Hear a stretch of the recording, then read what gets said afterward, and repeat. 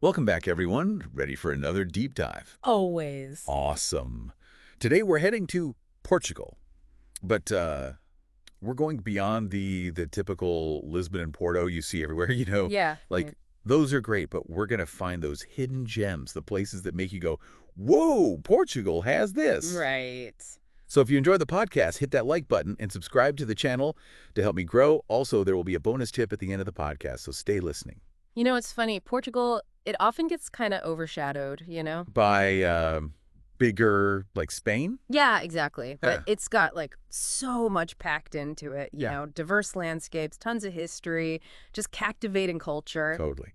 And we've got this cool YouTube video. It's from Taropia, showcasing 16 spots. Oh, okay. And some of these, I'm like, Amsaraz, Kamar, what's what? It's amazing what you find when you really dig in. Seriously. And you think about it, Portugal, it's a small country, but the amount of history there is just crazy. Like you've got Roman ruins and Moorish castles, Yeah. Age of Discovery, all the way to like modern stuff. Yeah. It's all just waiting to be explored. Okay, let's start with Monsaraz. Okay. It's this hilltop village.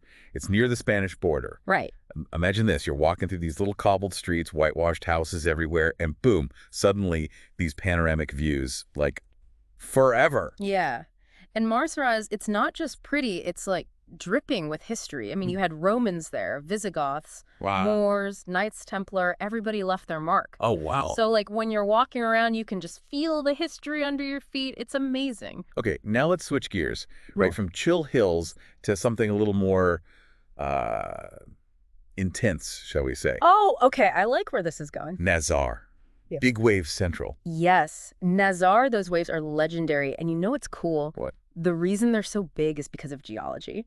It's the Nazar Canyon, this huge underwater gorge, right? It funnels all this Atlantic power right at the shore. Whoa, that's wild. Yeah, surfers come from everywhere to ride those monster waves. But, I bet Nazar's cool, even if you don't surf. Right. Oh, absolutely. Yeah. It's a charming little fishing town. The seafood is amazing.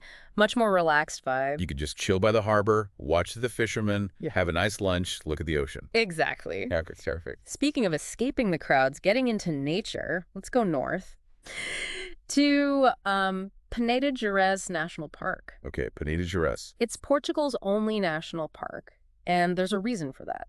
So it's like mountains, forests? You got it.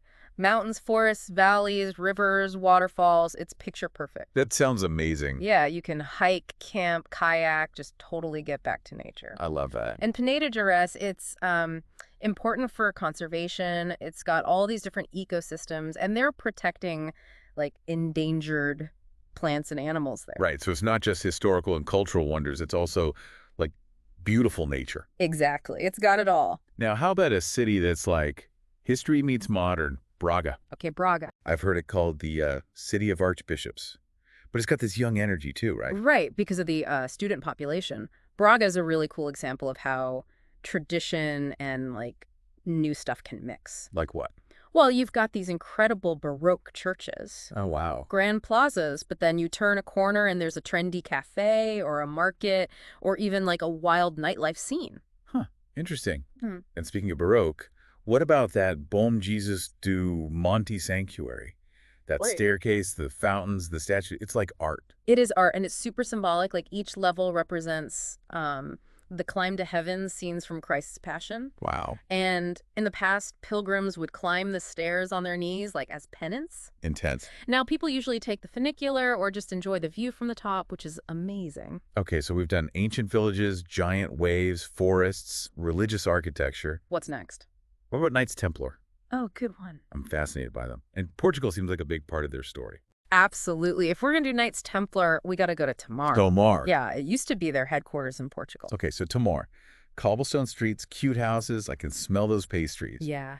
And then you see the convent of the Order of Christ. It's like walking into a history book. It really is. The convent itself, it's like a testament to how good the Templars were at building. You've Right. got Romanesque, Gothic, Manueline architecture, all mixed up in it. Reflecting all those different eras. Exactly. But it's not just the looks, right? Like, what actually connects this place to the Knights Templar and the whole Age of Discovery thing? I want to hear more about that. So basically, the Knights Templar, after they got disbanded in most of Europe, they found a safe haven in Portugal.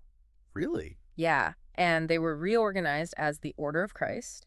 And that convent in Tamar, it became their, like, main HQ. So like their new power base. Exactly. And get this, they played a huge role in Portugal's explorations, during the Age of Discovery. Oh, yeah. Prince Henry the Navigator, the big guy behind those explorations, he was actually the Grand Master of the Order of Christ. No way. So all that Templar, like, wealth and knowledge, Mm. it helped fund those voyages that led to, like, discovering new continents. Yep. They funded trips, gave navigational advice. Their ships even had the Order's cross on them. It's a crazy link, right, Yeah. between these, like, medieval knights and Portugal going global. That's wild. Okay, so we've got the Knights Templar in Tamar. Now, let's jump ahead a bit, talk about the birthplace of Portugal itself. Guimarães. Guimarães, yeah. It's called the Cradle of Portugal a lot. Because. That's where Afonso Henriques, Portugal's first king, was born, and it's also where he fought the Battle of Samamade, When was that? 1128.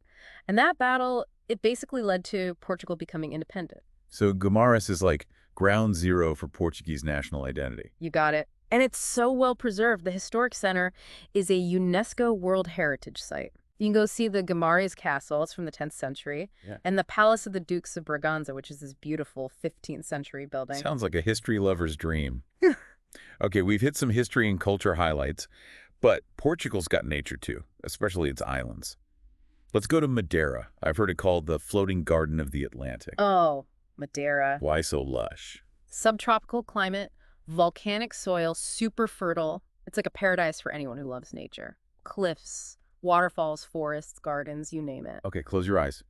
You're walking through the orchid garden, surrounded by thousands of orchids. Okay. Smell those flowers, hear the water in the fountains. Nice. And then you go into the Laura Silva Forest. Nice.